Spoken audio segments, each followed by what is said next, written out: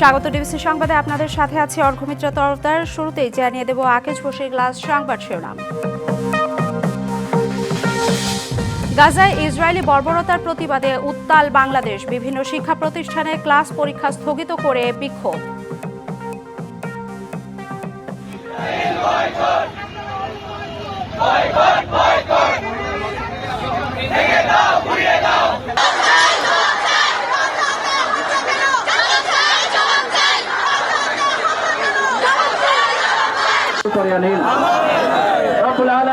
ইসরায়েলকে ধ্বংস করে ফিলিস্তিনকে আল্লাহ স্বাধীন সার্বভৌম রাষ্ট্র হিসাবে কবুল করিয়া নিন।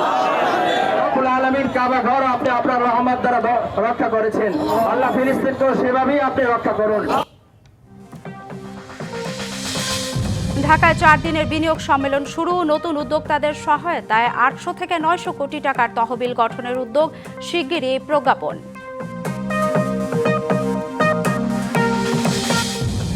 রাজশাহীর খড়খড়িতে ডাম্প ট্রাকের সঙ্গে দুটি বাসের সংঘর্ষে প্রাণ গেল 3 জনের, আহত 40, সবাই জামায়াতের নেতাকর্মীর সমর্থক।